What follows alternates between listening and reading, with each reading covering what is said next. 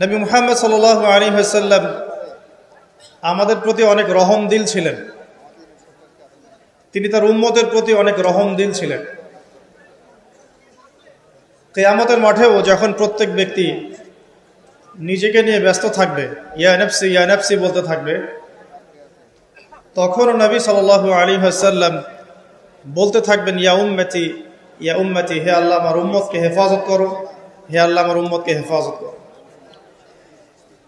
রাসূলুল্লাহ সাল্লাল্লাহু আলাইহি ওয়াসাল্লাম সেই সত্তা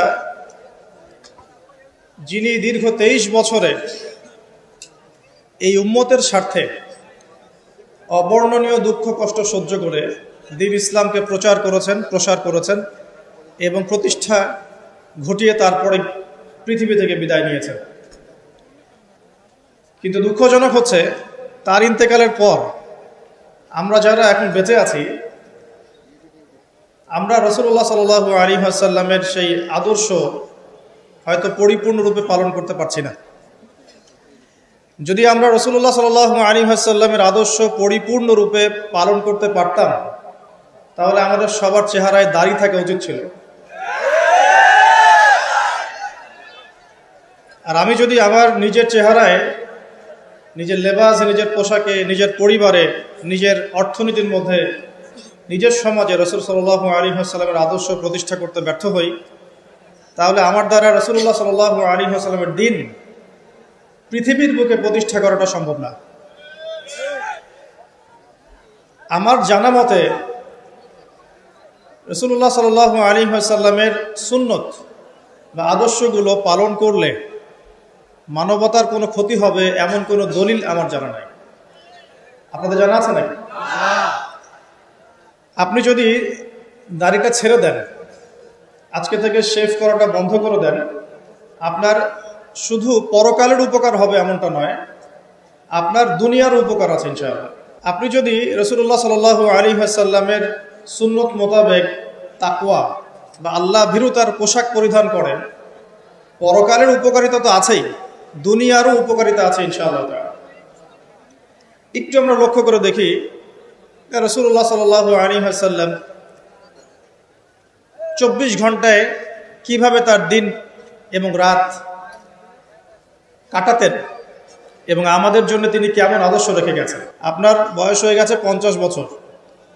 যদি আজকে রাত্রে একটু সততার সাথে ঠান্ডা মাথায় চিন্তা করেন, এই 50 বছরের মধ্যে কত সময় আপনি অযথাই নষ্ট করেছেন, আমি চ্যালেঞ্জ করলাম, আপনি পাবেন মিনিমাম 10 থেকে 20 বছর সময় নষ্ট করে ফেলেছেন। এই 50 বছরের জীবনে আপনি টেলিভিশন দেখেছেন 3 থেকে 4 বছর। এই 50 বছরের হায়াতে আপনি শুধু টেলিভিশনে দেখেছেন 3 থেকে 4 বছর। চায়ের দোকানে আড্ডা পিটিয়েছেন এরকম 2 বছর। বন্ধুদেরকে নিয়ে গল্প করেছেন, বাইক নিয়ে ঘুরেছেন, এখানে ওখানে আড্ডা পিটিয়েছেন অহেতুক আরো 2 বছর। 2 বছর গার্লফ্রেন্ডের পিছনে নষ্ট করেছেন। যেখানে সাহাবায়ে কেরাম কি করতেন জানেন? খাবার খাওয়ার সময় সাহাবায়ে কেরাম রাদিয়াল্লাহু আনহুম খেয়াল রাখতেন কোন খাবারগুলো খেলে সময় কম লাগবে, তারা এমন খাবার খেতেন যে খাবার খেলে সময় কম লাগবে, তাড়াতাড়ি খাওয়া যাবে, তাড়াতাড়ি ইবাদত করা যাবে। আর এই যে ফেসবুক ইউটিউবিং এর যে যুগ আসছে, এতে করে দেখবেন যে একদিনের মধ্যে 24 ঘন্টা যদি দিন হয়, তার মধ্যে মিনিমাম 5 থেকে 6 ঘন্টা অনলাইন খেয়ে ফেলছে। অহেতুক কোনো কাজ নাই, এমনি স্ক্রলিং। কে কি বলল, কে কি করলো, কে কাকে কি বলল, কে কার বিরুদ্ধে কি করলো, মজা। আমরা আসলে কিছু মনে করবেন না, আমরা জাতিগতভাবে অনেকটা ফ্যান্টাসি প্রিয় জাতি। আর ফ্যান্টাসি খুব ভালো লাগে, কনস্ট্রাকটিভ কাজ নাই। কনস্ট্রাকটিভ কাজ কি জানেন? ওই যে আরব বিশ্বের নাকের ডগায় বসে পশ্চিমারা যে কাজগুলো করছে, এগুলো কনস্ট্রাকটিভ কাজ।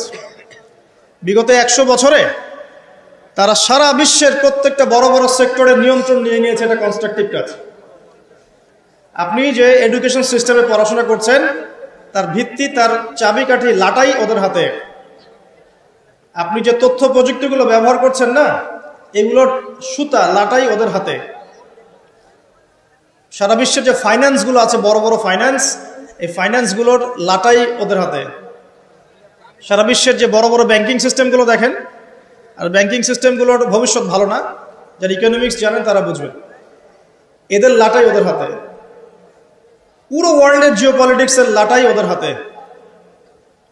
এই কাজগুলো ওরা কনস্ট্রাকটিভলি করেছে, সময় নষ্ট করে নাই বিগত 100 বছরে। আপনাকে আমি ইতিহাস পড়তে বারবারই বলি, আরও একবার রিকোয়েস্ট করছি, বেশি না, 1914 সাল থেকে শুরু করে, প্রথম বিশ্বযুদ্ধ থেকে শুরু করে এই 2022 সাল পর্যন্ত ওয়ার্ল্ডের হিস্ট্রিটা একটু পড়ে দেখবেন, কিভাবে বিশ্ব আজকে এই অবস্থায় এসেছে। দেখবেন আমরা জিতিনি, বরং আমরা হেরে গেছি। আমরা এমন জাতি ছিলাম না। আমরা কেমন জাতি ছিলাম একটু দেখাচ্ছি। মুসলিম জাতির অবস্থা এমন ছিল যে মদিনার খেজুরের যে ছাদ, খেজুর গাছের পাতার তৈরি ছাদ, আর মাটির মসজিদে বসে মদিনা থেকে ওমর রাদিয়াল্লাহু আনহু, আবু বকর সিদ্দিক, উসমান রাদিয়াল্লাহু আনহু, আলী ইবনে আবি তালেব, 4 খলিফা, তাদের কথাই বলছি।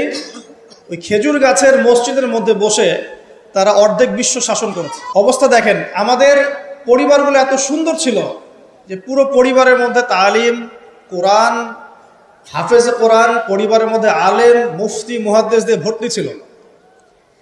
একজন বাদশার কথা আমি পড়েছিলাম হিস্ট্রি পড়তে গিয়ে, এটা অনেক পরের কথা, প্রায় উমাইয়া শাসনের কথা।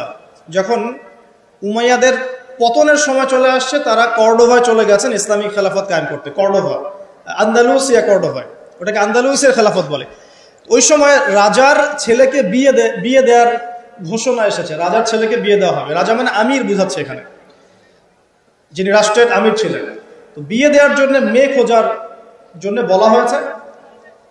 তো এখন প্রথম দিন ঘোষণা করা হয়েছে যে আপনাদের যার যার বাসায় মেয়েরা হাফেজে কোরআন, রাতের বেলা সেই বাসায় আলো জ্বালিয়ে দিবেন, যাতে পাহাড়ের উপর থেকে রাজা দেখতে পারেন যে কোন কোন বাসায় হাফেজা আছেন। তার মধ্য থেকে চুজ করা হবে একজন মেয়ে রাজার ছেলের জন্য। রাজা মানে আমি বুঝাচ্ছি।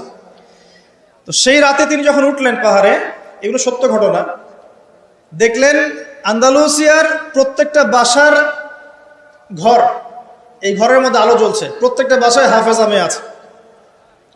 তো এখন তো বিয়ে দেওয়া সম্ভব না সবার সাথে। পরের দিন আবার ঘোষণা আসলো যে এই হাফেজা মেয়েদের মধ্যে যারা তাফসির করতে পারে, কোরআনের মুফাসসির, হাফেজ মুফাসসির কিন্তু এক জিনিস না। হাফেজ মানে আপনি মুখস্থ করেছেন কোরআন, মুফাসসির মানে আপনি কোরআন একদম ব্যাখ্যা বিশ্লেষণ সহ আপনি অনুবাদ করতে পারেন, তাফসির করতে পারেন। তো পরের দিনও দেখা গেল সেম চিত্র, সবার ঘরে ঘরে আলো জ্বলছে। মেয়েদের কথা বলছি, মেয়ে খুঁজে বেড়াচ্ছে বিয়ে দেওয়ার জন্য। তারপরে আবার ঘোষণা আসলো যারা তাফসির করার সাথে সাথে মুহাদ্দিসা, মানে হাদিস মুখস্থ আছে, 10,000, 1,000, 20,000, 1,000, 2,000 এরকম করে যত হাদিস মুখস্থ আছে মুহাদ্দিসা, তাদের ঘরে আলো জ্বলবে। তখন দেখা গেল যে আলো একটু কমে আসছে আর কি, কথা বুঝতে পারছেন, কিন্তু আলোর সংখ্যা অনেক। আবার ঘোষণা আসলো পরের দিন যে এই বাড়িগুলোর মধ্যে যারা ফকিহ বোঝেন কি, ফিকহের জ্ঞান আছে, গভীর জ্ঞান আছে, কুরআন সুন্নাহর গভীর ইস্তেহাদ করতে পারেন, মুস্তাহিদ এই টাইপের, তাদের বাসার আলো জ্বলবে। তখন দেখা গেল যে আলোর সংখ্যা আরেকটু কমে আসে। এর মধ্য থেকে আমির একজনকে সিলেক্ট করে তার ছেলের সাথে বিয়ে দিলেন। এই ছিল মুসলিমদের অবস্থা। এখন যদি আপনি আজকে, এটা কি কুমিল্লা না নাকি, কুমিল্লার তিতাসের কোন একটা উপরের জায়গায় চলে যান, টাওয়ারে যান, গিয়ে বলেন যে আমাদের এই পুরো গ্রামের মধ্যে বা এই জায়গার মধ্যে আমি আমার ছেলের জন্য মেয়ে খুঁজতেছি, যেই মেয়েগুলো হাফেজে কোরআন তাদের বাসায় আলো জ্বালিয়ে দিবে। উপর থেকে দেখেন কতগুলো আলো জ্বলবে, অবশ্যই জ্বলবে, একটাও না এমন না, জ্বলবে। কিন্তু যদি আরো বড় চ্যালেঞ্জ দেন যে হাফেজার সাথে সাথে কারা তাফসির করতে পারে, কারা মুহাদ্দিসা, খাস পর্দা মেনে চলে, তাদের বাসায় আলো জ্বালাবে, দেখবেন আলোর সংখ্যা খুব কমে আসবে। আমাদের অবস্থা কিন্তু এমন ছিল না। আমরা এই বিশ্বকে নেতৃত্ব দিয়েছি এক সময়, সুদীর্ঘ প্রায় 1250 বছর। কত বছর? যে জাতি তার শেকড় চিনে না, যে জাতি তার ইতিহাস জানে না, তাদেরকে তো মোটিভেটেড করা খুব সহজ, ডিমোটিভেটেড করা সহজ। আমাদের তরুণ প্রজন্ম এখন ওয়ার্ল্ড কাপের হিস্ট্রি জানে, এই ব্রাজিল আর্জেন্টিনার হিস্ট্রি জানে, মেসি নেইমারের হিস্ট্রি জানে। দাঁড়ান, এগুলোর প্রয়োজন নাই, এটা কোনো প্রয়োজন নেই। আমাদের তরুণ প্রজন্ম এদের হিস্ট্রি জানে, নায়ক নায়িকাদের হিস্ট্রি জানে, গায়ক গায়িকার হিস্ট্রি জানে। ওই যে পতিতা, যেটা আধুনিক পতিতা আর কি, যেটা সরাসরি পতিতা ভিত্তিতে জড়িত না থাকলেও মানুষকে উৎসাহিত করে, উদ্বুদ্ধ করে, অশ্লীলতার ফেরিওয়ালা, তাদের হিস্ট্রি জানে। বলিউড হলিউডের হিস্ট্রি জানে। আমাদের তরুণ প্রজন্ম সব জানে এগুলা, cricket, football, everything. Bollywood Hollywood, বিশ্বকাপ আসলে তো কথাই নাই। কিন্তু আমাদের তরুণ প্রজন্ম আমাদের শেকড় জানে না। কয়জন তরুণ জানে যে আমরা এমন একটা জাতি ছিলাম যারা সারা বিশ্বকে নেতৃত্ব দিয়েছি? নেতৃত্ব দেওয়া ডিফারেন্ট জিনিস, মানে সারা বিশ্বের কোনো কিছুই আমাদের পারমিশন ছাড়া হতো না, এমন একটা অবস্থা ছিল। বিশ্বের কোনো জায়গায় কোনো মুসলিমকে আঘাত করবে, অন্যায়ভাবে তাকে মেরে ফেলবে বা টর্চার করবে, এই সাহস কারো ছিল না। এমন যুগ ছিল। মুসলিম পুরুষের কথা বাদ দেন, মুসলিম কোনো নারীর দিকে চোখ তুলে তাকাবে বা তার ইজ্জত হরণ করবে এমন ক্ষমতাও কারো ছিল না। এটাকে রূপকথার গল্প মনে হচ্ছে না এখন? বিগত 100 বছরে এই পরিস্থিতি দেখে মনে হচ্ছে এমনও কি সময় ছিল? হ্যাঁ, এমন সময় ছিল। এই তো বেশি দিন আগের কথা নয়। ঘরে ঘরে হাফেজ ছিল, ঘরে ঘরে হাফেজ, ঘরে ঘরে আলেম, ঘরে ঘরে মুফতি মুহাদ্দিস ভর্তি। শুধু তাই নয়, বিজ্ঞানী দিয়ে ভর্তি, ফিলোসফার দার্শনিক দিয়ে ভর্তি, অ্যাস্ট্রোনমিস্ট দিয়ে ভর্তি, জ্যোতির্বিদ্যায় পারদর্শী, বায়োলজিতে পারদর্শী, কেমিস্ট্রিতে পারদর্শী, এরকম ঘরে ঘরে ছিল। বর্তমান বিশ্বের যে শিক্ষা সেক্টরগুলো আছে, প্রত্যেকটা সেক্টরের ভিত্তি মুসলিমরা দিয়ে দিয়েছে বিশ্বকে, জানেন? এই যে অর্থনীতি নিয়ে আমরা এত বাড়াবাড়ি করি না, সবচেয়ে সেরা অর্থনীতি শিখিয়েছেন ইউসুফ আলাইহিস সালাম। কে শিখিয়েছেন? সূরা ইউসুফ পড়ে দেখেন। আমরা সূরা ইউসুফ এর নাম শুনলে মনে করি ইউসুফ মানে ইউসুফ জোলেখা, ইউসুফ জোলেখা, তাই না? মাথায় চলে আসে ইউসুফ আর জোলেখা। ইউসুফ আলাইহিস সালাম কি ছিলেন? খুব সুন্দর দেখতে ছিলেন, এতটুকু জানি আমি। কিন্তু ইউসুফ আলাইহিস সালামের বাহ্যিক সৌন্দর্যের চাইতে তার চরিত্রের সৌন্দর্য আরো অনেক বেশি ছিল। তাকে রাজার স্ত্রী অফার করছে ভালোবাসার, প্রেম বিনিময়ের, দরজা লাগিয়ে দিচ্ছে, আর তিনি বলছেন মাআযাল্লাহ, আমি আল্লাহকে ভয় করি। তার চরিত্রের সৌন্দর্য দেখেন। খালি আমরা রূপের সৌন্দর্যের কথা বলি, তাই না? ইউসুফ আলাইহিস সালাম যখন কারাগারে, কেন কারাগারে পাঠিয়েছে? বিনা অপরাধে। আর বিনা অপরাধেও মানুষ কারাগারে যায়। কারাগারে যারা যায় তারা সবাই যে অপরাধী এমনটা নয়, বিনা অপরাধেও মানুষ কারাগারে যায়। দাঁড়ান, ইউসুফ আলাইহিস সালাম কেন গেলেন? তাকে অপবাদ দেওয়া হয়েছে, জেনার অপবাদ, নাউজুবিল্লাহ। 1 দিন 2 দিন না, 7 দিন 10 দিন না, 12টা বছর তিনি কারাগারে। কত বছর? 12 বছর। ওই 12 বছরের মধ্যে তিনি একটা ঘটনা ঘটেছে, 2 জন কয়েদি এসেছে। কয়জন? নতুন কয়েদি। একজন বলছে যে আমি স্বপ্ন দেখলাম যে আমার মাথার মধ্যে রুটি রাখা হয়েছে, এই রুটি এসে পাখি খেয়ে নিচ্ছে। আরেকজন স্বপ্ন দেখলো যে সে রাজাকে শরাব পান করাচ্ছে। ইউসুফ, তোমাকে সত্যবাদী মনে হয়, আমাদেরকে স্বপ্নের ব্যাখ্যা জানিয়ে দাও। এই 2 জন ব্যক্তি কিন্তু মুসলিম নন, মনে রাখবেন। এই 2 জন ব্যক্তি কি? অমুসলিম, কিন্তু মুসলিম নন। দেখেন, অমুসলিম ব্যক্তির স্বপ্ন সত্য হতে পারে। দলিল, অমুসলিম ব্যক্তির স্বপ্ন কি হতে পারে? সত্য হতে পারে। ইউসুফ আলাইহিস সালাম ব্যাখ্যা করে দিলেন যে শরাব পান করাচ্ছে সে অচিরে ছাড়া পেয়ে যাবে এবং সে রাজাকে শরাব পান করাবে, রাজার ঘনিষ্ঠ হয়ে যাবে। আর যার মাথার থেকে রুটি খেয়ে নেওয়া হচ্ছে তাকে শুলদণ্ড দেওয়া হবে, তার মগজ খেয়ে ফেলবে পাখি। তাই হলো। আর ইউসুফ আলাইহিস সালাম এই ব্যক্তিকে বলে দিলেন যার ব্যাপারে তার ধারণা হলো যে এই ব্যক্তি নাজাত পাবে। ইউসুফ আলাইহিস সালাম এই কথা বললেন এবং যার ব্যাপারে তার ধারণা হলো যে এই ব্যক্তিকে ছাড়া পাবে সেই ব্যক্তি, তাকে বললেন তুমি যখন রাজার কাছে যাবে তখন আমার কথা স্মরণ করো, যে আমি তোমাকে এই কথাটা বলেছিলাম, রাজার সামনে স্মরণ করো। তো ইউসুফ আলাইহিস সালাম এখানে বন্দী, তারা ছাড়া পেয়ে গেলেন। এবার যখন এই ব্যক্তি রাজার কাছে গেলেন, রাজা আবার একটা স্বপ্ন দেখলো। কে স্বপ্ন দেখলো? সূরা ইউসুফের মধ্যে বলা আছে, পড়ে দেখবেন। রাজা স্বপ্ন দেখছে যে 7টা চিকন গাভী 7টা মোটা তাজা গাভীকে খেয়ে ফেলছে, ঠিক আছে? আর উনি শীষ স্বপ্ন দেখলেন, শীষ, ধানের শীষ, এই টাইপের কিছু। এই স্বপ্নটা তার কাছে অদ্ভুত মনে হলো, 7টা জীর্ণ শীর্ণ গাভী 7টা মোটা তাজা গাভীকে কেমন করে খেয়ে ফেলতে পারে। তিনি খুব টেনশনে পড়ে গেলেন। রাজ্যের সব জ্ঞানী গুণী লোকদেরকে ডাকলেন, এর ব্যাখ্যা কি হবে, এর ব্যাখ্যা কি হবে, কেউ বলতে পারছে না। তখন এই ব্যক্তি যে ছাড়া পেয়ে এসেছে, তার মনে হলো যে হ্যাঁ, ইউসুফ নামে একজন ব্যক্তি আছে, সে আমাকে স্বপ্নের ব্যাখ্যা বলেছিল, হয়তোবা সেই স্বপ্নের ব্যাখ্যাটা বলতে পারবে। সে চলে গেল জেলখানায়, সেখান থেকে ইউসুফকে গিয়ে বলল, ইউসুফ, তোমাকে আমরা সত্যবাদী পেয়েছি, তোমাকে আমরা সত্যবাদী পেয়েছি, এই স্বপ্নের ব্যাখ্যা কি হবে, রাজার স্বপ্নের ব্যাখ্যা। ইউসুফ আলাইহিস সালাম বললেন যে এর অর্থ হচ্ছে যে অতি শীঘ্রই এই মিশরের মধ্যে দুর্ভিক্ষ আসবে। কি আসবে? কি আসবে? আচ্ছা, তার মানে দুর্ভিক্ষ শব্দটা কোরআনে আছে। রাজাকে গিয়ে বলো যে ওই মহিলাদের কি খবর, যে মহিলারা ইউসুফ আলাইহিস সালামের ব্যাপারে এরকম অপবাদ দিয়েছিল। তখন এই ব্যক্তি গিয়ে রাজাকে বলল, ওই মহিলাদের কথা তিনি জিজ্ঞাসা করেছেন। তখন রাজা বলছে যে ইউসুফ নির্দোষ ছিল। সেই মহিলারা স্বীকার করলো যে ইউসুফ নির্দোষ ছিল, আসলে আমরাই তাকে ওয়াসওয়াসা দিয়েছি, আমাদের দিকে প্রলুব্ধ করেছি। রাজা বলেন তাকে বের করে নিয়ে আসো। ইউসুফ আলাইহিস সালামকে বের করে আনা হলো। আনার পর তাকে বলা হচ্ছে এই স্বপ্নের ব্যাখ্যা কি হবে এবং এর সমাধান কি। ইউসুফ আলাইহিস সালাম বলছেন যে ব্যাখ্যা হচ্ছে এই যে আপনার এই রাজ্যে দুর্ভিক্ষ আসবে, তবে আপনি যদি আমাকে খাদ্য মন্ত্রণালয়ের দায়িত্ব দেন, তাহলে এই সমস্যা আমি মোকাবেলা করতে পারবো ইনশাআল্লাহ। আমি বিশ্বস্ত এবং আমার এই বিষয়ে জ্ঞান আছে। কে বলেন এটা? ইউসুফ আলাইহিস সালাম। এবার জেলখানা থেকে আল্লাহ পাকের তাকদীর দেখেন। জেলখানা, কুয়ার মধ্যে ছিলেন, কুয়া, বাবার খুব কাছের সন্তান, তাই না? ইয়াকুব আলাইহিস সালাম খুব কাছের সন্তান, সেখান থেকে ভাইদের ষড়যন্ত্রে কুয়ার মধ্যে, মনে আছে?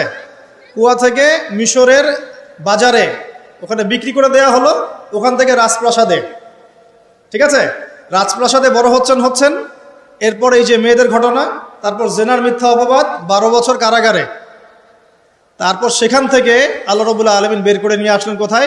মিশরের খাদ্যমন্ত্রী। তাকদীর, ভাগ্য। কিভাবে বুঝাবো আল্লাহ পাকের পরিকল্পনা কত বিশাল। যখন ইউসুফ আলাইহিস সালাম জেলখানায়, তখন কি কেউ ভেবেছিল যে এই ব্যক্তির দ্বারা মিশরের লক্ষ লক্ষ মানুষের দুর্ভিক্ষের কবল থেকে সে বাঁচবে? এই ব্যক্তির দ্বারাই? কেউ ভাবে নাই। আল্লাহ পাক লিখে রেখেছিলেন। এ কারণেই একটা রিকোয়েস্ট করবো এখানে, যে জীবনে চড়াই উতরে আসবে আপনার আমার সবারই, কোনো অবস্থায় আল্লাহর প্রতি ভরসা হারাবেন না। আল্লাহ রাব্বুল আলামিন আপনার ব্যাপারে পরিকল্পনা করে রেখেছেন। আপনার মনের মধ্যে যদি সততা থাকে, অনেস্ট একটা মন থাকে, ইনশাআল্লাহ আপনি দুনিয়াতেও সফল হবেন, পরকালে সফল হবেন ইনশাআল্লাহ।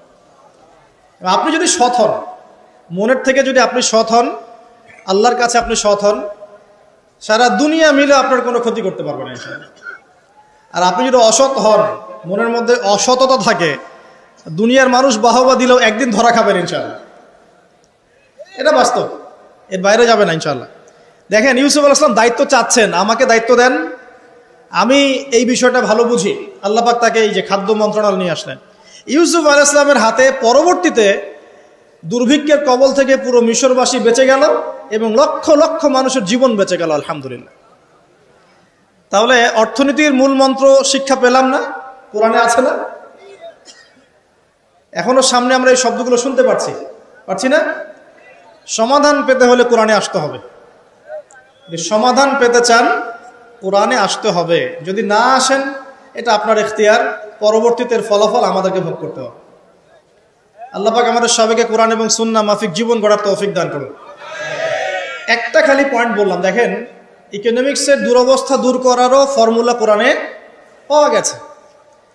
আগেকার মুসলিমদের অবস্থা বলছি, জ্যোতির্বিজ্ঞান নিয়ে অনেক কথা হয় না? এই গ্রহে নাসাই পাঠাচ্ছে, সেই পাঠাচ্ছে। ভালো করে পড়ে দেখবেন, জ্যোতির্বিজ্ঞানের মূল নীতিগুলো, সূত্রগুলো দিয়েছে মুসলিমরা। মেডিকেল সায়েন্স নিয়ে অনেক কথা হয়, মেডিকেল সায়েন্স এগিয়ে যাচ্ছে, মেডিকেল সায়েন্সের মূল নীতিগুলো দিয়েছে মুসলিমরা। এই যে কেমিস্ট্রি তোমরা পড়ো পর্যায় সারণী, মূলনীতি দিয়েছে মুসলিমরা। এই যে আমরা যে ল্যাপটপ চালাই, ইন্টারনেট চালাই, হ্যাঁ, ডিজিটাল যত কিছু চালাই, এর জন্য প্রয়োজন হচ্ছে অ্যালগোরিদম। কিসের অ্যালগোরিদম? এই অ্যালগোরিদম আবিষ্কার করেছে মুসলিমরা। এই অ্যালগোরিদম যদি আপনি ল্যাপটপ চালাতে পারতেন না, কিছুই করতে পারতেন না। এর বেস দিয়েছে কে? মুসলিমরা। এই যে ম্যাথামেটিক্স নিয়ে এত ফকর করি, ম্যাথামেটিক্স, তাই না? এর বেইজও মুসলিমদের থেকে এসেছে। আপনারা কি জাবর ইবনে হাইয়ানের নাম শুনেছেন? আচ্ছা, বাদ দেন তার কথা। আপনারা কি ইমাম রাজির নাম শুনেছেন? আচ্ছা, ফিলোসফি, দর্শন, এর মূলনীতি দিয়েছেন তিনি। অনেক। ইবনে সিনার নাম শুনেছেন? চিকিৎসা বিজ্ঞান, পুরো ভিত্তি দিয়েছেন তিনি। আর এই যে পলিটিক্যাল সিস্টেম, যেটা আমরা ওয়ার্ল্ড পলিটিক্স যেটা আমরা বলি, এর ভিত্তি দিয়েছেন কে জানেন? উমর ইবনুল খাত্তাব রাদিয়াল্লাহু আনহু। কে দিয়েছেন? এই যে প্রশাসনিক ডিপার্টমেন্ট, সদর দপ্তর, এই মন্ত্রণালয়, সেই মন্ত্রণালয়, এটা স্টার্ট করেছিলেন কে জানেন? সর্বপ্রথম উমর রাদিয়াল্লাহু আনহু। আমরা অনেকে জানি না। আমি এটাই বলছিলাম আপনাদেরকে যে যে জাতি তার শেকড় চিনে না, তাকে ডিমোটিভেটেড করা খুব সহজ। আমরা যদি হিস্ট্রি পড়া শুরু করি, ইতিহাস পড়ি, কোরআন সুন্নাহর পাশাপাশি আমরা দেখব বিশ্বের প্রত্যেকটা বড় বড় সেক্টরের মূল নীতি স্থাপন করে গেছে কারা? মুসলিমরা। তাহলে এখন কেন আমরা এই জায়গায় আসলাম? কি কারণ? আমি একটু কারণটা বলি আপনাদেরকে। মন খারাপ করছেন কি? নিজেদের চেহারাটা আয়নায় দেখতে হয়। যদি আমরা আমাদের চেহারা আয়নায় দেখার সৎসাহস না থাকে, তাহলে উন্নতি করব কিভাবে? নাকি? প্রশংসা থাকবে, আমরাও সেই জাতি, আমরা বীরের জাতি। সারা বিশ্বে বীরত্বের সাথে লড়াই করে ইসলাম প্রতিষ্ঠা করেছে কারা? আমরাই। এই যে ভারতবর্ষে ইসলাম পাচ্ছেন, ভারতবর্ষে ইসলাম ঢুকেছে একটা ঘটনাকে কেন্দ্র করে। কি ঘটনা? একজন মুসলিম নারীর ইজ্জতের উপর হামলা চালিয়েছিল একজন লম্পট রাজা।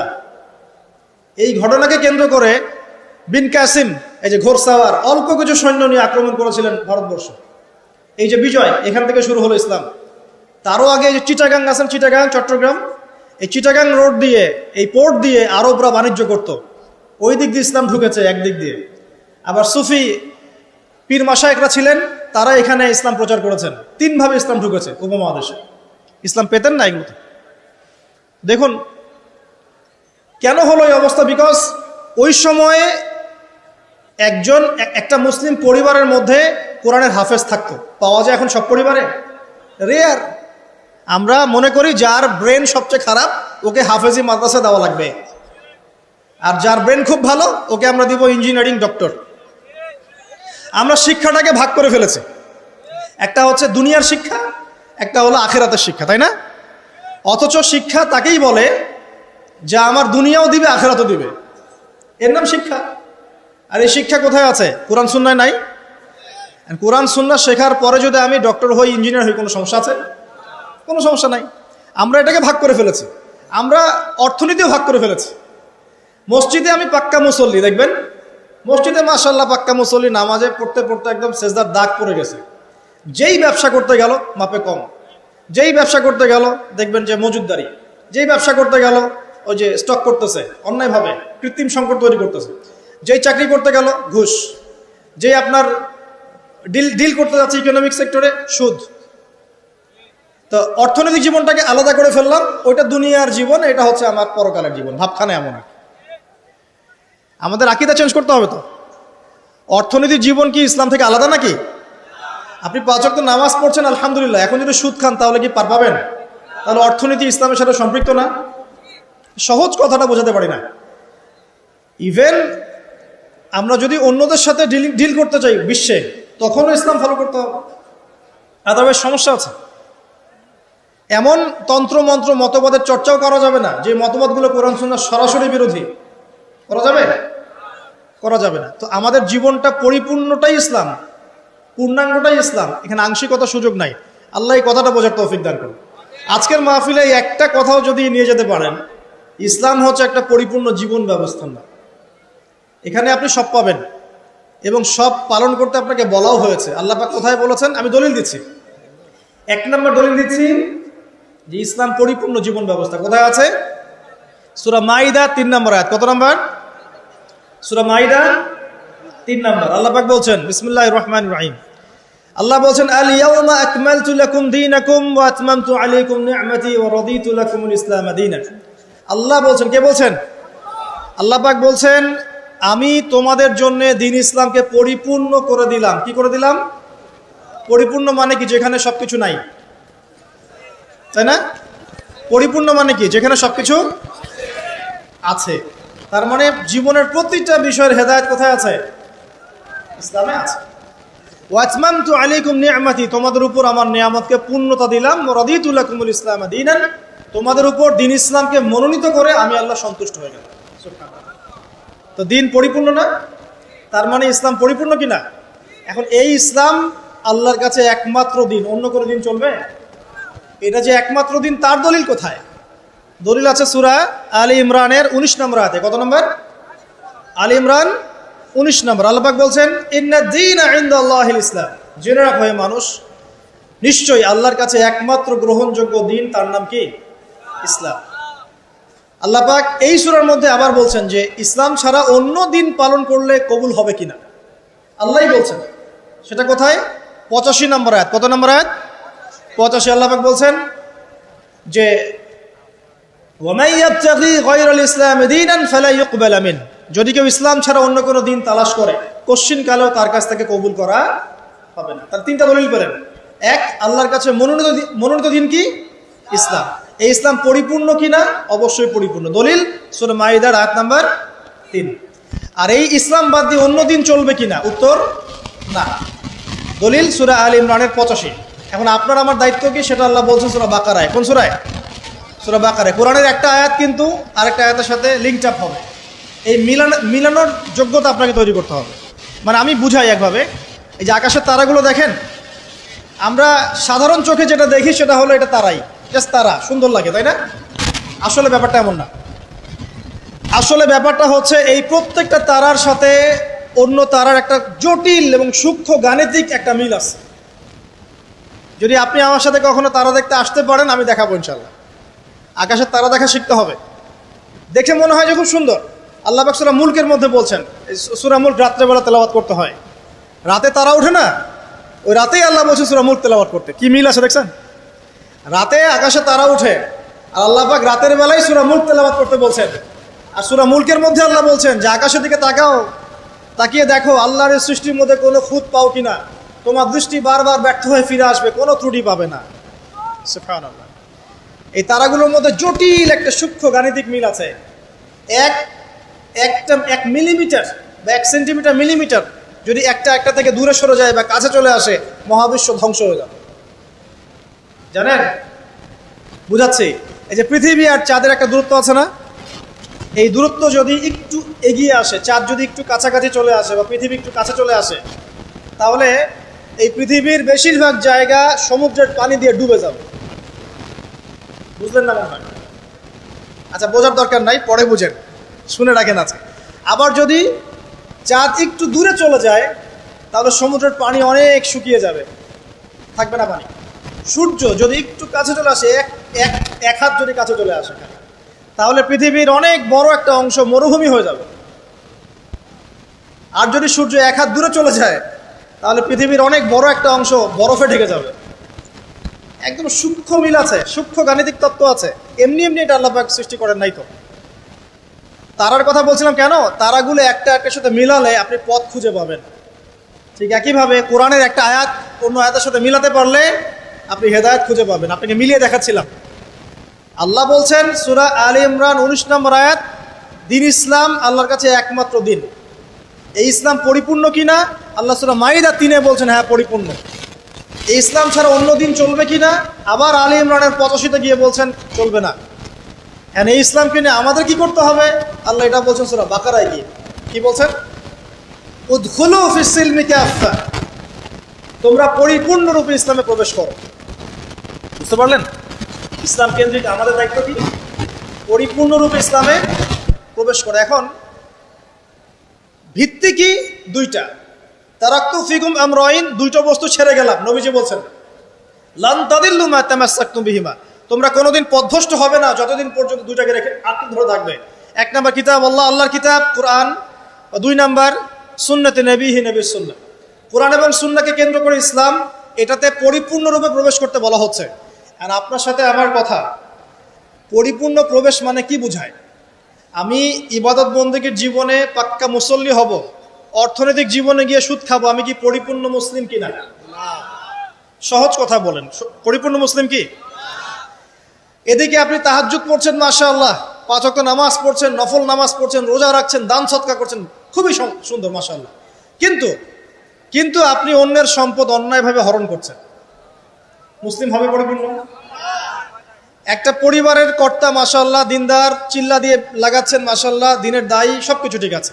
এখন পরিবারের সেই লোকের স্ত্রী পর্দা করে না, ওই লোকের মেয়ে বেপর্দায় ঘোরাফেরা করে, ওই লোকের ছেলে মাদকাসক্ত, এই পরিবারটা কি পরিপূর্ণ ইসলামিক পরিবার কিনা?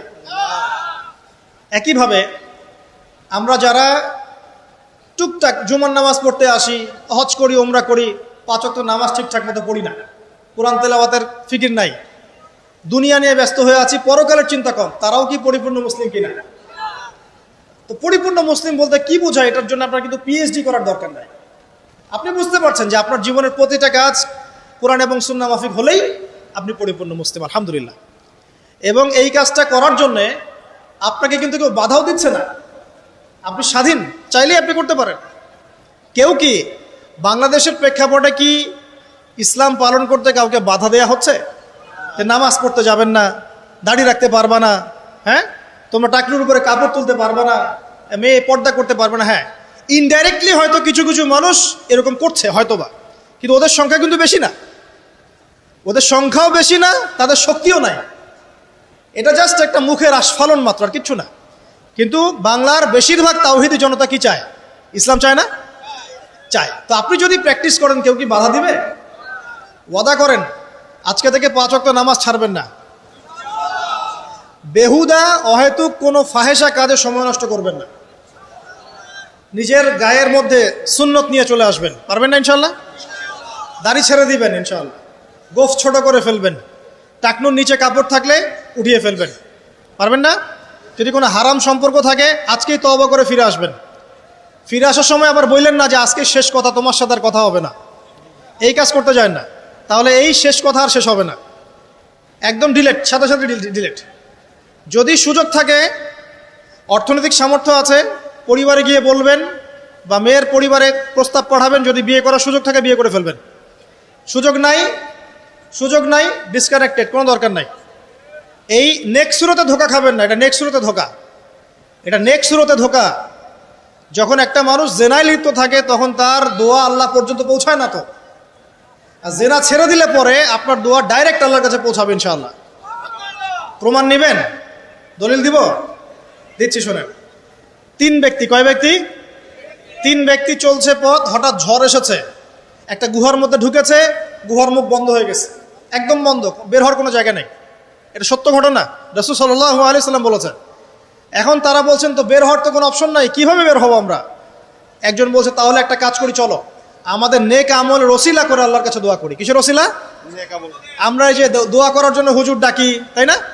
আসেন 40 এই যে 1 বছরই 3 দিন 7 দিন করি না, নিজের দোয়া নিজে করা শিখেন। আপনার কি চাওয়া সেটাকে আমি বুঝতে পারবো নাকি? এরকম একটা ঘটনা আছে, হুজুরকে ডেকেছে দোয়া করতে, হুজুর পুরো দোয়াটাই 1 বচনে করেছে, আল্লাহ আমাকে হেদায়েত দাও, আমাকে রিজিক দাও, আমাকে হেফাজত করো, আর মুসল্লি সব বলছে আমিন আমিন আমিন। দিন শেষে লাভ কার হলো? হুজুরের। জিলাপিও আমি পেলাম, দোয়া আমার কবুল হলো, সবই তো আমার হলো, এবং শেষে হাদিয়াওটা আমি পেলাম। এটা তো আপনাকে করতে হবে। তো এই 3 ব্যক্তি দোয়া করছে নিজের নেক আমলের ওসিলা দিয়ে, নেক আমলের ওসিলা দিয়ে দোয়া করলে দোয়া কবুল হয়। এখানে কি বলে দিব কোন কোন ক্ষেত্রে দোয়া করলে দোয়া কবুল হয়? শোনেন, আগে হালাল খাইতে হবে দোয়া কবুল হবে। দোয়া কবুল হওয়াতে হলে আগে হালাল খেতে হবে, হারাম খেলে দোয়া কবুল হবে না। আর আমরা এখন সুদের যুগে বাস করি না, সবাই সুদখোর হয়ে যাচ্ছে দিন দিন। আর সুদ যে এখন এত সূক্ষ্ম, আমি ইনশাল্লাহ আপনাদেরকে কোনো একটা পরিবেশে যেখানে আমি এডুকেটেড শ্রেণীর মানুষ পাবো ইনশাল্লাহ, সেখানে আমি শুধু অর্থনীতি নিয়ে কথা বলবো ইনশাল্লাহ। এখানে আপনি বুঝতে পারবেন যে কত সূক্ষ্ম সুদ চলছে এখন, কত সূক্ষ্ম। এই যে ইলেকট্রনিক মানিগুলো আমরা ইউজ করছি না, এর মধ্যেও সুদ আছে, বুঝবেন না? একটা রাষ্ট্রকে তারা বাদ রাখে না সুদখোর বানাতে। যদি আমাদের রাষ্ট্রের কোনো লোন প্রয়োজন হয়, আমরা যদি ওয়ার্ল্ড ব্যাংকের কাছে যাই বা IMF-এর কাছে যাই, সুদ ছাড়া কোনো লোন তারা দিবে না, কখনো দিবে না। এবং এটা ফোর্সফুলি করবে তারা, সুদ ছাড়া আপনি বেরিয়ে হতে পারবেন এখান থেকে। তো পরে আসি ওইদিকে, আমি ওইদিকে যাচ্ছি না। দোয়া কবুল করাতে হলে আপনাকে আগে হালাল রিজিক সার্চ করতে হবে, 1 নাম্বার। 2 নাম্বার, তাওহীদ চর্চা করতে হবে। শিরকের পাপে লিপ্ত থাকলে দোয়া কবুল হওয়া ডিফিকাল্ট। এবং সুন্নতের চর্চা করবে, বেদাতি আমল করলে দোয়া কবুল হওয়া ডিফিকাল্ট আছে। এর পাশাপাশি আমি কিছু অপশন বলে দিই। যখন দেখুন বৃষ্টি হচ্ছে তখন দোয়া করবেন, দোয়া কবুল হবে ইনশাআল্লাহ। দোয়া করার আগে একবার বলবেন আলহামদুলিল্লাহ, কমপক্ষে একবার বলবেন আলহামদুলিল্লাহি রাব্বিল আলামিন, একবার কমপক্ষে। মানে প্রথমে আল্লাহর প্রশংসা করবেন, তারপর একবার দরুদ পড়বেন আল্লাহুম্মা সাল্লি আলা মুহাম্মাদ ওয়া সাল্লিম, তারপর হাত তুলে দোয়া শুরু করবেন। বৃষ্টি পড়ছে, দোয়া শুরু করে দেন, দোয়া কবুল হবে ইনশাআল্লাহ। আজান দিয়েছে, আজান এবং একামতের মাঝখানের সময়টা আছে, এই সময়টা কাজে লাগান, দোয়া কবুল হবে ইনশাআল্লাহ। নামাজে দাঁড়িয়েছেন, সেজদায় গিয়েছেন, সেজদায় দোয়া করেন, দোয়া কবুল হবে ইনশাআল্লাহ। প্রশ্ন করে অনেকে যে ভাই সেজদায় কি বাংলায় দোয়া করা যাবে? হ্যাঁ যাবে, যদি আপনার নামাজটা নফল নামাজ হয়। কোন নামাজ হয়? ফরজ নামাজে করবেন না, নফল নামাজে করতে পারেন ইনশাআল্লাহ। সেজদায় বান্দা আল্লাহর সবচেয়ে কাছাকাছি থাকে, এই সময়ে বেশি বেশি দোয়া করতে রাসূল সাল্লাল্লাহু আলাইহি ওয়াসাল্লাম তাগিদ দিয়েছেন।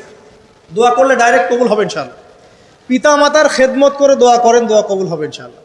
এখন তো পিতা মাতার খেদমত মানুষ করতে চায় না। এটা সেই যুগ যে যুগে পিতা মাতার সাথে দাস দাসীর মতো আচরণ করা হয়। সন্তানরা ভুলে গেছো তোমরা যে তোমরাও একদিন পিতামাতা হবা। আমরাও কিন্তু একদিন পিতামাতা হব। যারা বিয়ে শাদী করেছে, সন্তান সন্ততি হয়েছে, তারা জানে এই যে প্রসব বেদনার একটা সেকেন্ড, 1 সেকেন্ড বা 1 মিনিট প্রসব যে বেদনা মায়ের হয়, এর ঋণ আমরা সারা জীবনে শোধ করতে পারবো না। পারবেন? এ কারণেই মায়ের পায়ের নিচে জান্নাতের কথা বলা আছে। মাদের সম্মান আল্লাহর কাছে অনেক বেশি, মেয়েদের সম্মান অনেক বেশি। এই নারীবাদী ফ্যামিলিস্টরা যা বুঝিয়েছে, ইসলাম এমন নয়। তো ইসলাম এমন নয়, ইসলামে মেয়ের মর্যাদা সবচেয়ে উপরে। একজন নারীর, মনে করেন আপনি বাসায় আছেন, কেউ যদি বাইরে থেকে ফুটা দিয়ে বাসার ভিতরে দেখে, কথা বুঝতে পারছেন? আপনার জন্য হালাল ওই ব্যক্তির চোখের মধ্যে এরকম শিক ঢুকিয়ে দেওয়া, এটা হালাল আপনার জন্য, করতে পারেন আপনি, কিচ্ছু করেন না। আল্লাহর আইনে আপনি কোনো অপরাধী নন। যদি আপনি ঘরের ভিতরে থাকেন, কেউ বাইরে থেকে এরকম করে ফুটা দিয়ে দেখছে, মনে করেন আপনার বাসার মেয়েকে বা আপনার বাসার বোনকে, মাকে, আপনি যদি চোখের মধ্যে একটা শিক ঢুকিয়ে দেন, আপনার কোনো পাপ হবে না আল্লাহর কাছে। এটা হাদিস আছে, জায়েজ। যদিও বা এটা আইন হাতে তুলে নেওয়া হয়ে যাচ্ছে অন্য সেক্টরে, কিন্তু আল্লাহর কাছে আপনি কিছু করেন নাই। মেয়েদের এমন মর্যাদা দেওয়া হয়েছে, সেই মেয়েদেরকে আমরা এখন কি করেছি, কাপড় চোপড় সব কমিয়ে কমিয়ে বেপর্দা করে রাস্তায় নামিয়ে দিয়েছে। যদি একটা মানুষ নিজের সম্মান না বোঝে, তাকে সম্মান কেউ দিতে পারে? নিজেকে চিনতে শিখুন। আমাদের সম্মান আল্লাহর কাছে অনেক বেশি। এটা বলছিলাম প্রিয় ভাইয়েরা, মায়ের পায়ের নিচে আল্লাহ পাক সন্তানের বেহেশতের কথা বলেছেন। মা বোনদেরকে 4টা কাজ করতে বলবো, অনলি 4টা কাজ। 5 ওয়াক্ত নামাজ যদি ঠিকমতো পড়তে পারে, 1 নাম্বার। 2, রমজান মাসে রোজা রাখে। 3 নাম্বার, পর্দা ঠিকঠাক মতো করে। আর 4 নাম্বার, স্বামীর আনুগত্য করে। ইনশাআল্লাহ জান্নাতের যে কোনো দরজা দিয়ে ইচ্ছা প্রবেশ করতে পারবে ইনশাআল্লাহ। এখানে স্বামীর আনুগত্যের কথা বলেছি, স্বামীর দাসত্বের কথা বলি না। আনুগত্য দাসত্ব এক জিনিস না। আনুগত্য মানে কি? আনুগত্য মানে আপনি স্বামীর যে কোনো ভালো কাজে আপনি তাকে সায় দিবেন, আনুগত্য। নামাজ পড়তে বলেছে, নামাজ পড়তে হবে। পর্দা করতে বলেছে, আপনি পর্দা করবেন। বেপর্দায় যাবেন, আপনি যাবেন না। এটা আনুগত্য। দাসত্ব কি? দাসত্ব হচ্ছে যে সে ভালো মন্দ যাই বলুক আপনি শুনছেন, এটা দাসত্ব। এটা করবেন না। মা বোনরা 4টা কাজ বাসায় গিয়ে আবার শুনিয়ে দিবেন। নবীজি বলেছেন 4টা কাজ কোনো মেয়ে করলে জান্নাতের যে কোনো দরজা দিয়ে ইচ্ছা প্রবেশ করতে পারবে। 1 নাম্বার, 5 ওয়াক্ত সালাত। 2 নাম্বার, রমজান মাসের সওম রোজা। 3 নাম্বার, পর্দা ঠিকঠাক মতো করবে, লজ্জাস্থানের হেফাজত। এবং 4 নাম্বার, স্বামীর আনুগত্য করা। মায়ের খেদমত করে দোয়া করেন, দোয়া কবুল হবে ইনশাআল্লাহ। বাবার খেদমত করে দোয়া করেন, দোয়া কবুল হবে ইনশাআল্লাহ। কোরআন তেলাওয়াত করে দোয়া করেন, দোয়া কবুল হবে ইনশাআল্লাহ। মনে করেন শেষ রাতে উঠেছেন, মানে শেষ রাত বলতে বোঝাচ্ছি এই ধরেন যে 2টার পর থেকে, এখন 2টা 2:30টার পর থেকে নিয়ে ফজর পর্যন্ত শেষ রাতে উঠেছেন। এই সময় আপনি যা দোয়া করবেন ইনশাআল্লাহ কবুল হবে। হ্যাঁ, বলতে বাধ্য হচ্ছি, এখনকার তরুণ সমাজ ওই 2টা 2:30টার দিকে ওই যে কার কার খেলা থাকে, ওই খেলাগুলো দেখার জন্য ওঠে, তাহাজ্জুদ পড়ার জন্য উঠতে পারে না। অথচ আল্লাহ পাক বলছেন কি, যে শেষ রাতে আল্লাহ পাক প্রথম আসমানে নেমে আসেন এবং আহ্বান করেন, কে আছো আমার কাছে কিছু চাইবে আমি দিব, কে আছো আমার কাছে রিজিক চাইবে দিব, কে আছো আমাকে ডাকবে আমি তোমার ডাকে সাড়া দিব, কে আছো আমার কাছে ক্ষমা চাইবে আমি তোকে ক্ষমা করে দিব। প্রিয় যুবক ভাইরা, আল্লাহকে মূল্যায়ন করতে শিখুন। এই সময়গুলোতে দোয়া করলে ইনশাআল্লাহ তাআলা আপনার দোয়া কবুল হবে ইনশাআল্লাহ। সবচেয়ে ইম্পর্টেন্ট হচ্ছে এটা, যেটা আমরা প্রত্যেক দিন পড়ি, প্রায় 17 রাকাত নামাজ পড়ি আমরা, ফরজ নামাজ, শুধু ফরজ নামাজের কথাই বলছি। এখানে আপনি 34টা সেজদা করেন, 17 রাকাত ফরজ, 34টা সেজদা করেন। প্রত্যেক সেজদায় যদি একটা করে দোয়া করতে পারেন ইনশাআল্লাহ আল্লাহ আপনার দোয়া কবুল করবেন। দোয়া কবুল করার কিছু জায়গা বলে দিলাম, বেশি বেশি দোয়া করতে হবে। আমরা উম্মার অবস্থাগুলোকে বুঝতে শিখব। এখানে এই 3 ব্যক্তি, এটা বলে আমি শেষের দিকে যাচ্ছি, একটু ধৈর্য ধরেন। এই 3 ব্যক্তি পড়ে গেছে গুহার মধ্যে। আমি বলছিলাম জেনা ছেড়ে দিলে তোমার দোয়া আল্লাহ পাক ডাইরেক্ট কবুল করবে ইনশাআল্লাহ। কিভাবে? এই দলিল দিচ্ছিলাম যে তারা বলছে আমাদের তো কোনো, আমাদের নেক আমল যা আছে এটা দিয়ে দোয়া করতে হবে, কোনো অপশন তো নাই বের হওয়ার। একজন বলছে যে আল্লাহ আমি আমার পিতা মাতার খেদমত করতাম, মাকে দুধ পান না করিয়ে কখনো দুধ পান করি নাই, আল্লাহ এই কাজটা যদি তোমার কাছে ভালো লেগে থাকে আজকে আমাকে এই বিপদ থেকে উদ্ধার করো। এই দোয়া করার সাথে সাথেই এই গুহা থেকে পাথরটা একটু সরে গেল এভাবে। আর জড়বস্তু আল্লাহ পাকের হুকুম মানে, আল্লাহ পাকের হুকুম মানে না খালি 2টা শ্রেণীর মানুষ, এক হচ্ছে মানুষ আর একটা জিন জাতি। এই পুরো প্রকৃতি আল্লাহ পাকের হুকুম মেনে চলে। আর জড় বলতে আসলে কিছু নাই, যদি আমি বোঝানোর জন্য জড় বলেছি, আল্লাহ পাকের হুকুমে সবকিছু জীবন্ত। এই যে মাটিতে আমরা বসে আছি না এখন, এই মাটি কিয়ামতের মাঠে সাক্ষী দিবে যে এখানে মাহফিল হয়েছিল। হ্যাঁ, ওইখানে বসে তুমি টিকটক করেছো, লেকচার শুনো নাই ভালো করে। একটা মাহফিলে যাচ্ছিলাম, দেখলাম যে এখন স্টেজে উঠি নাই, ওই সুযোগে দেখলাম যুব সমাজ রাস্তার পাশে দাঁড়িয়ে সিগারেট খাচ্ছে, ব্রেক নিচ্ছে আগে, চা সিগারেটের ব্রেক। হুজুর আসলে আলোচনা শুনবো। তো এখানে এসে যদি আমরা মানে কোরআন সুন্নাহর বাইরে কোনো কাজ করি, এই মাটি আবার সাক্ষী দিবে। এটা দলিল কোথায় আছে? সূরা জিলজাল পড়ে দেখবেন। সূরা জিলজালের মধ্যে দলিল আছে যে আল্লাহ পাকের হুকুমে এই জমিন কথা বলবে ইনশাআল্লাহ, আল্লাহ পাক হুকুম করলে। জি, তো একটু সরে গেল ওই পাথর। তারপরের ব্যক্তি দোয়া করছে, আল্লাহ আমার একজন কাজের লোক ছিল, সেই কাজের লোক কিছু টাকা পেত, টাকা না নিয়ে বেচারা চলে গেছে, আমি ওই টাকা দিয়ে কিছু পশু কিনেছি, এই পশুগুলো কিনে আমি পালন করেছি, অনেক দিন পর সেই ব্যক্তি এসেছে আমার টাকা দাও। তখন আমি বলেছিলাম যে এই যতগুলো পশু দেখছো সব তোমার। সেই লোক বলছে আমার সাথে কি ঠাট্টা করছো? বলছে না, ঠাট্টা করছি না, তোমার টাকা দিয়ে আমি পশু কিনেছিলাম, এই প্রজনন হতে হতে হতে আজকে এতগুলো হয়েছে, সব তোমার, নিয়ে যাও। আল্লাহ কলিজা দেখেন, আসলে দান করার জন্য কলিজা লাগে, টাকা লাগে না। আল্লাহর পথে দান করার জন্যে কলিজা লাগে, টাকা লাগে না। আর কিছু মনে করবেন না, আমি বিভিন্ন মাহফিলে যাচ্ছি, একটা কমন দৃশ্য দেখি এই কালেকশনের। আমার জানা নাই যে এভাবে নাম লিখিয়ে কোনো কালেকশন নবীর যুগ থেকে হয়েছে, আমার জানা নেই। বরং কতটুক দিয়েছে এটা গোপন রাখলেই ভালো। কে দিয়েছে, কত দিয়েছে জানানোর কোনো দরকার নাই, দিয়েছে নিয়ে চলে আসবেন, শেষ।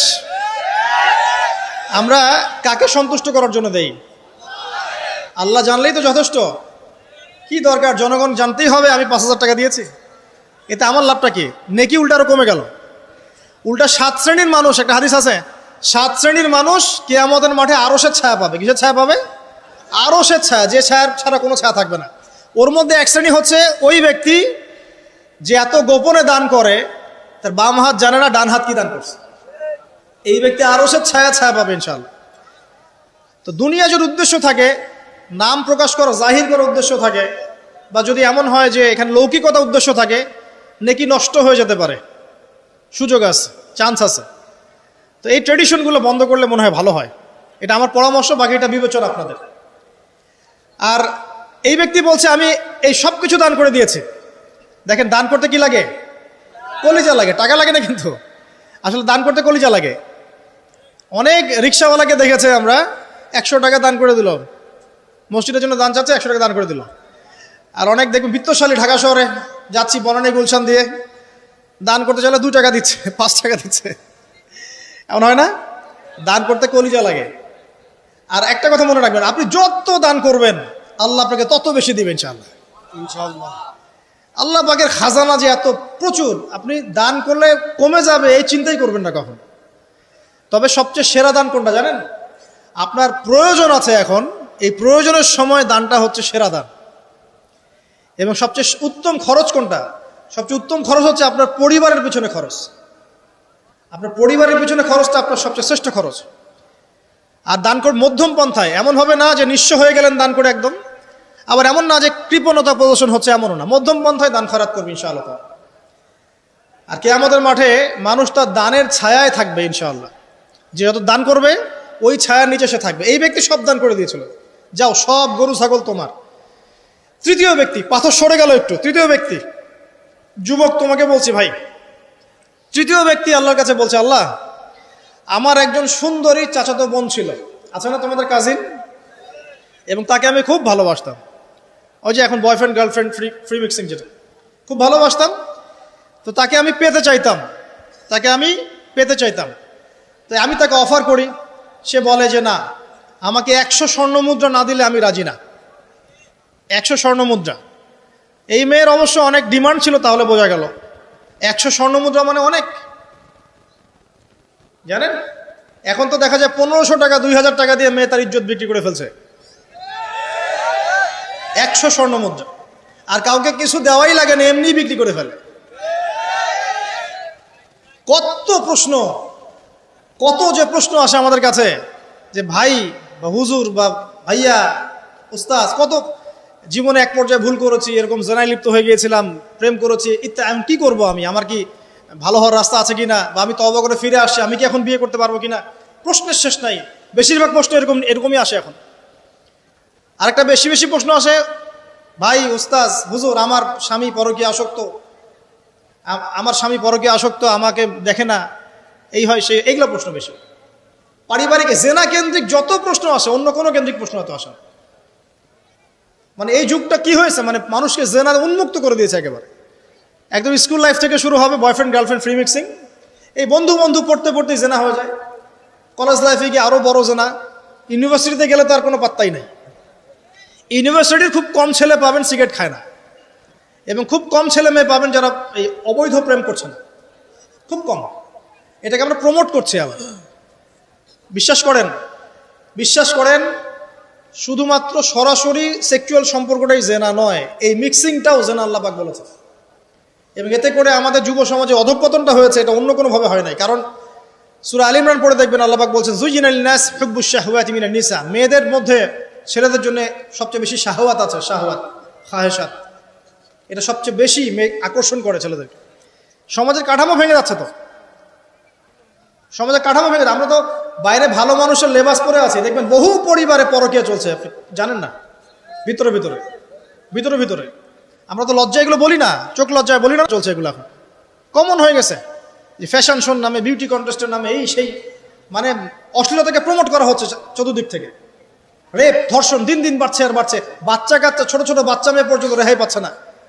এই কয়দিন আগে একটা মেয়েকে কত পিস করে ভাসিয়ে দিয়েছে একেবারে, দেখেন নাই? কোথায় আছেন? সমাজটা কোথায় গেছে? আমরা ভালো মানুষের মুখোশ পরে বসে আছি। একটা মাহফিল করে কি সব হবে? কনস্ট্রাকটিভ কাজ করতে হবে। তারুণ্যের এই শক্তিটাকে আল্লাহর জমিনে দিনের প্রচার প্রসার প্রতিষ্ঠার কাছে ব্যয় করতে হবে। যতক্ষণ পর্যন্ত আমরা এরকম ভালো মানুষের লেবাস সাজে বসে থাকবো না, আমার ঘরেও ফেতনা ঢুকে আসবে, টের পাবেন না। যখন ফেতনা ছড়িয়ে পড়ে ওটাকে দমন করতে হয়। দমন না করলে ওইটা আমার ঘরেও ঢুকবে তো একসময়। আমি একা ভালো থাকতে পারবো না তো। আরে দমন করার ক্ষমতা আল্লাহ পাক যাদেরকে দিয়েছেন তাদের উপর অবশ্য ওয়াজিব হয়ে গেছে এগুলো দমন করা। এখন তাদের উপর একটা ফরজ ওয়াজিব হয়ে গেছে দমন করা এগুলো, নাহলে আল্লাহ পাক কঠিন শাস্তির সম্মুখীন করবে।